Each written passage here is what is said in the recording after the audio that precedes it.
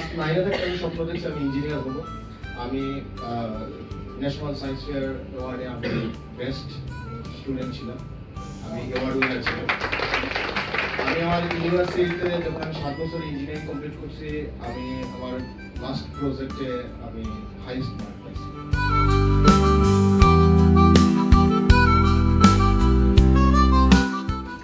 আমার পড়ালেখাতে আমি খুব বাজে ছাত্র, আমি সবসময় ব্যাক বেঞ্চার ছিলাম, এখন আছি, সামনেও থাকবো। এবং এখানে অনেক স্টুডেন্টরা আছেন যারা হয়তো ভিসা পাইছেন বা পান নাই, তবে সবার জন্য শুভকামনা। এখানে যারা উপস্থিত আছেন এইমসের সবাইকে আমার পক্ষ থেকে অনেক ভালোবাসা। আর আমার গল্পটা শুরু হচ্ছে আমার স্কুল থেকে, যেখানে আমি 2বার ফেল করছি, ক্লাস 7 ক্লাস 8-এ আমি ম্যাথমেটিক্সে ফেল করছি। আফটার দ্যাট আমি যখন আমি ইন্টারমিডিয়েট পরীক্ষা দিই, সামহাও উপরওয়ালার দোয়ায় আমি ওটা একবারই পাস করছি। এবং যখন ইউনিভার্সিটিতে আসছি, আমি ইঞ্জিনিয়ারিং এ একবারে চান্স পাইনি, আমি ইঞ্জিনিয়ারিং স্টুডেন্ট ছিলাম। আমি প্রথম 14 বার পরীক্ষা দিয়েছি, প্রাইভেট ইউনিভার্সিটিতে চান্স পাইনি ইঞ্জিনিয়ারিং এর জন্য। 15 নম্বর বার আমি বিবিএতে চান্স পাইছি নর্থ সাউথ ইউনিভার্সিটিতে। 15 নম্বর বার 1 বছর পড়ছি বিবিএতে, দেন 16 নম্বর বার আমি পরীক্ষা দিয়েছি ইঞ্জিনিয়ারিং এর জন্য। আমি দেখলাম আমার দ্বারা বিবিএ হবে না। রাতে বসলে আমি স্বপ্ন দেখতাম, ভয় পাইতাম। এবং 16 নম্বর পরীক্ষা দিয়ে আমি পাস করছি ইঞ্জিনিয়ারিং এ। আমি পড়ছি 7 বছর সময় গেছে, 7 ইয়ার্স।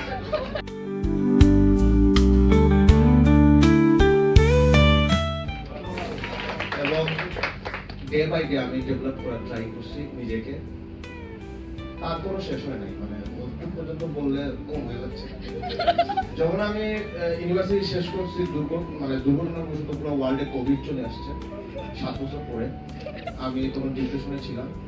আমি আইএলটিএস পরীক্ষা দিয়েছি, ইংলিশে এতই খারাপ যে 3 বার দেওয়ার পর 5.5। তো ওইখানে 3 ঘন্টার পরীক্ষা আমি আমার মানে সারা জীবনও মানে ওই যে 7 বছর প্র্যাকটিস হয়ে গেছে, 2 ঘন্টা পরীক্ষা দিতে 3 ঘন্টা পরীক্ষা দিতে পারি নাই।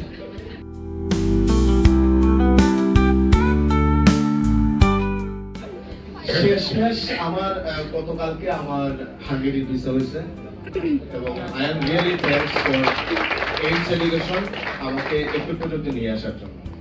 না, ওরা অতটুকু খাদ্য হয় না। এইমস এডুকেশন আমার পুরো দেশ, আমার পরিবারকে দেশান্তরিত করছে। এটার কারণ হচ্ছে লাস্ট ফেব্রুয়ারিতে এইমস এডুকেশন থেকে আমার আপন ছোট ভাই হাঙ্গেরিতে গেছে। আমার আমেরিকার ভিসা আছে, আমেরিকা আমাদেরকে পছন্দ করে নাই, আমার বাপ মাই করছে। তো ওনারা সামনে ফেব্রুয়ারিতে চলে যাবে, আমার পুরো পরিবারই দেশে যাচ্ছে। তো এই ক্ষেত্র থেকে এইমস এডুকেশন আমাকে দেশান্তরিত করছে। আর এটার পিছনে যা সবচেয়ে বড় চক্রান্ত ছিল, ওই পিছনে বসে আছে ফাইভ ভাই।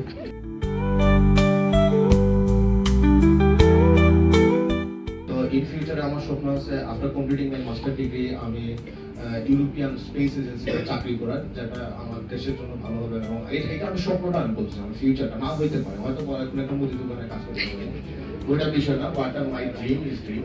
এবং সবাই স্বপ্ন, এপিজে আব্দুল কালামের একটা প্রফেশন আছে, dream change to the thought and thought change to the action. আর এটা হচ্ছে এপিজে আব্দুল কালামের একটা প্রফেশন, যেটা আমি বিলিভ করি, সবাইকে এটা বিলিভ করা উচিত।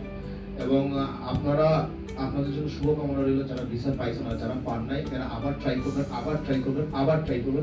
তত সময় পর্যন্ত না আপনার ভিসা হয়ে যায়, ছাড়বেন না। মানে আপনি যদি ছেড়ে দেন হাল, তাহলে আপনি মানে কখনোই যেতে পারেন।